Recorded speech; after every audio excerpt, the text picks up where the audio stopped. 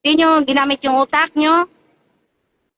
Tapos yung yan pa, yung inaano nyo na ginagalgalan nyo para sirain. Ang kaso naka-archive. Sige. Ikaw. Kahit saan, haharapin kita. Oo, sinong gustong humarap sa akin? Hindi ako natatakot sa inyo. Makapal na mukha nyo. Ni hindi kayo tumulong sa paggasto sa. Ang dami kong proteksyon, lahat-lahat. Ako nagasto dito. Paliwanag naman na si Wensi. Si Konyo at ako. Hindi lang ako mag-aano ng bangko.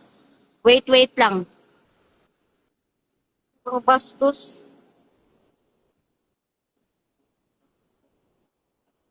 Kaya yan guys, yan lang yung gusto kong ipalabas.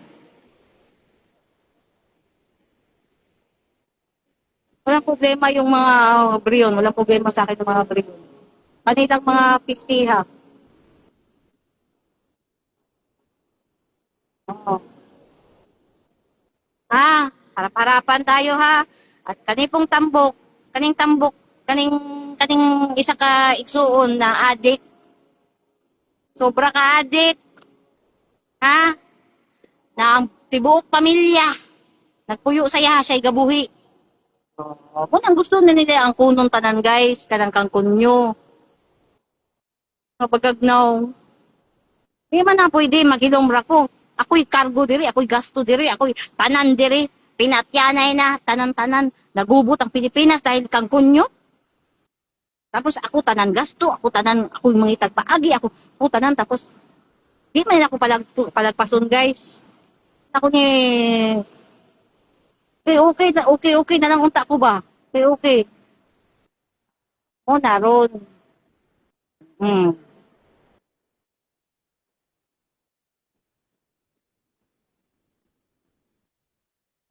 Diba? Imagine mo guys, sinabihan ako ha, legal, uniform, active. Ombudsman level ka ha, legal, uniform, active. So government yan ha. Bakit hindi mo yan, anuhin, ba't na, sikon nyo naman nag-contribute niyan? Yung una ng, kahit na yung siguro, pagka last part, siguro, merong mga contribution na yung isa. Meron na yung contribution yung isa. Oh, pero,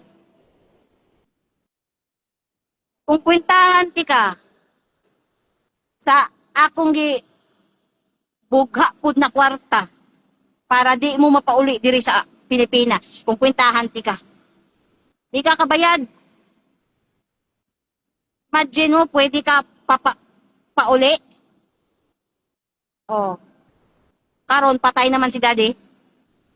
Oh, una nga pagpaangas-angas, huwag kang aangas-angas. Ako, kakalabanin mo? Ha?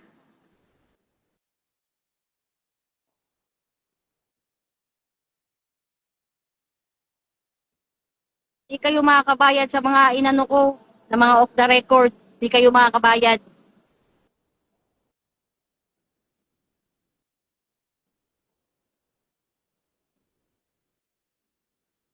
Imagine mo, 33 million yung worth sa peso. Eh, 50 million nga, 50 million nga areglo, di ko nga tinatanggap. Bakit? Kasi, guys, taga Cebu man ko, guys. Di ba? Alam ko man yan, nag-rent. Kaya naging, ang dami-daming natiba-tiba din yung guys, nag-rent yung Ayala Mall for 25 years, 30 years, ganyan-ganyan. Tapos lupa pa rin ng lupa pa rin ng Gaisano. So alam ko yan guys. Yung 2023 nga, may offer nga sa akin taga Cebu na 200 million mag-down Oh, 200 million mag-down na peso. Oh, still, lupa pa rin ng Brion. Oh, usap kami dyan sa mga taga Brion sa 4A. Usap kami niyan pag okay na si Konyo. Oh, yan yun guys. Kaya hindi to 33 million, 50 million, hindi. Trillion to guys, ang pinag-uusapan na dito. Billion. Ha? So, hindi tayo, yung, ang utak, 10 million, 30 million, 50 million, hindi. Hindi yan ganyan na pang one time kasi hindi ako nagbebenta. Akin forever. Paparent ko. Pagawan nyo ng building, pagkatapos ng building, amin pa rin after 30 years. Oh, may ganun ako. Diba? Oo. So nakahanda na yan lahat. Diba? Genius yung kaano nyo. Hindi yung ano, yung katulad sa inyo na hindi man lang nakaranas ng pagkayaman, pobre. Hindi ako nag-ano sa mga pobre ha. Pero itong mga pobre na mga mukhang pera, walang ibang inisip ko di pera-pera. Kung ano makuha ko yan. Alam mo yung pang squatter yung ugali na makuha ko yung bahay, makuha ko yung lupa. Ang babaw.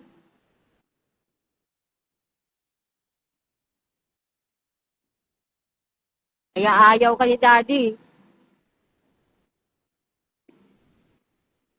Oh. Naririnig mo ako? Ha? Naririnig mo ako? Huwag mo akong kakalabanin. Ikaw lang yung kawawa. Diyan ka makikinig. Papahama ka lang ng mga yan. Pinigilan ko nga ang pag-uwi mo dito eh. May kaso ka, di ba? Oh. Alam mo ba, yung husband niyan, yung dwarf na yan, nagsalita ng bastos? Ha? Bastos nakapagsalita? Oo.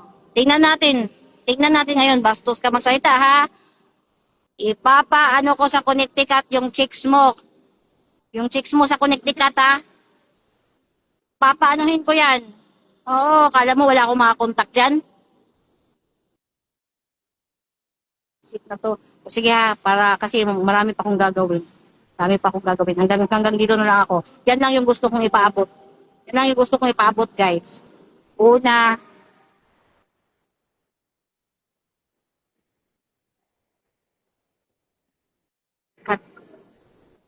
marami kaming pinag-usapan ni Daddy. Okay? Amin ang lespo. Okay? Mm-hmm. Lespo pa nga mismo nagsabi. So, salamat ako sa mga pangyayari ngayon. Mga development, mga nangyayari. Ang konyo, kasalamat. Pangalawa, mamaya na lang ako mag-topic about sa pangpolitika natin, ha? Itong dalawang na nag-aaway, ha? Mamaya na lang yan. Pangatlo, gusto ko magpasalamat sa mga nagkikare sa akin at sa mga anak ko. Sinisecure kami. Gusto kong i-mention kung anong mga regions. Pero, alam nyo na kung sino kayo. Okay? Dami. May region. Apat! Love na love ako. So, yung ano din, actually yung Taguig din. Love na love din naman ako. So, salamat ako. Tapos, mabuti yung mga balita kang konyo. Salamat ako. Salamat ako masyado sa Panginoon, sa Presidente, sa mga nagkikare kang konyo sa amin. Salamat ako. Okay? May mga mabuting mga balita. Okay? Ah, merong mga bagay na kung gusto niyo makipag-usap, dapat sincero kayo. Okay? Alam niyo yung ibig kong sabihin. Gusto niyo mag-reach out, dapat sincero kayo at walang laglagan. Dapat magsabi ng totoo na makikipag-usap kayo tapos may aanuhin kayong iba pala. Diba? Ganon. So, yun. Yun yung mga points ko.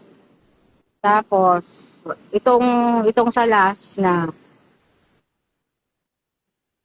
nag-iisa na lang yan.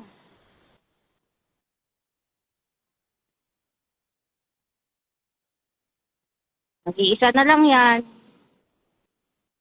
Number 1 nga yan sa inflictor at persons of interest at konsabo eh. Sa panggigipit kang konyo, alam ko konsabo yan eh. Kinakampihan niya yung mga konsabo niya na mga tsahe ni Konyo na mga kapatid niya. Alam ko. Kasi yan yung unang report sa akin. Eh. Yan talaga yung una.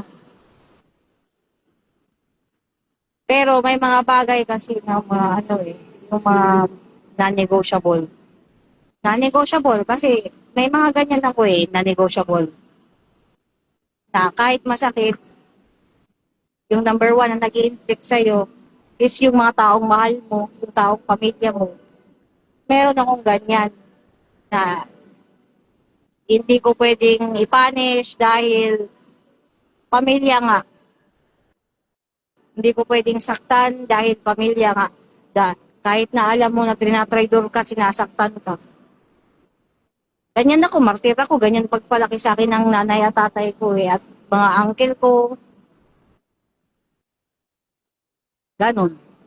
So, ang akin ito, nasasalita ako ngayon, dahil gusto ko lang ipalabas, meron kasi akong prinsipyo na ayaw kong tumahimik kung merong mga taong inaagrabyado, walang nagbo-voice sa kanila, tapos tatahimik ako na alam kong maling-mali. Kailangan ko rin yung sabi para hindi ka lalong tatapakan. Hindi ka lalong tatapakan. Ba? Kailangan ko din para ma-stop sila agad. Ba? Oops, alam ko yung mga ginagawa nyo, huwag kayong ganyan. Okay? So, yan. Yan yung gusto ko. Itong last na gusto kong isabi na yung babae na yan, yung mag-asawa na yan, pronetektahan ko yan. Kahit inuuto-uto nyo, kayo nga mismo nagsasabi, meron yan eh, meron mga bisyo din na ganyan yan sila. Tapos luka-luka yan. Dami yung pinagsasabi dyan eh. Kayo mismo ang nagsabi na luka-luka yan, mentally ano yan, baliw yan. Oo, kayo naman ang nagsabi niyan eh. Diba, sinisiraan nyo, nag-nervous breakdown, nanginginig, baliw. Dami yung sinasabi dyan sa babae na yan. Diba? Pero ako, kahit paanong sabi nyo dyan, nanay yan eh. Nanay yan. Kahit tanga, kahit napakasakit. Kasi nanay biological, pero parang ako yung nanay. Ako na yung nanay sa Pilipinas, ako na yung nanay ni Kunyo, ako na yung nanay sa lahat. Yun yung totoong nanay eh. Yung ino-okay na lang lahat para ma-okay ang lahat. Para walang gulo. Diba? Yun yung nanay. Unconditional. So, sige. Ngayon, mayroong mga pangyayaring ganyan. Hindi ko na lang isabi. Next ko isasabi kung ano talagang mga nangyari. Kung ano talagang mga nangyari. Imagine mo, kakain, kung marinig boses ko, kakain. Hindi ko na lang isasabi. Diba? Meron mga pagkakataon, busy talaga eh. Kailangan humanap ng pera eh. Ganon. Alam yan guys. Nakakakain kung marinig boses ko. Nakakakain na sabihin ko, pupunta tayong Baguio, daddy. Ipipresidente pa natin yung anak mo, daddy. Konti na lang. Kakain yan. Iinom yan, kakain, maghahanap ng orange juice.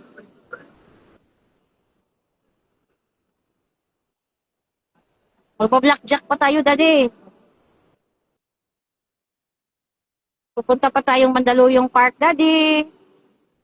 Pupunta pa tayong Baguio.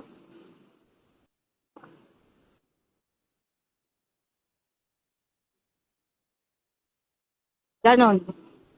So, pero kasama ko naman palagi si daddy. Ayan si daddy.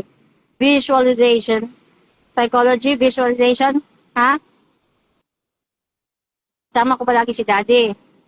Nasa cellphone ko to, tinanggal ko lang para makita nyo. To si daddy kasi si daddy, Year of the Dragon. Okay? Yung uncle ko na si Venerando Villasilio, yung inabdak, 1985, tapos ilang months, nag-EDSA Revolution, People Power.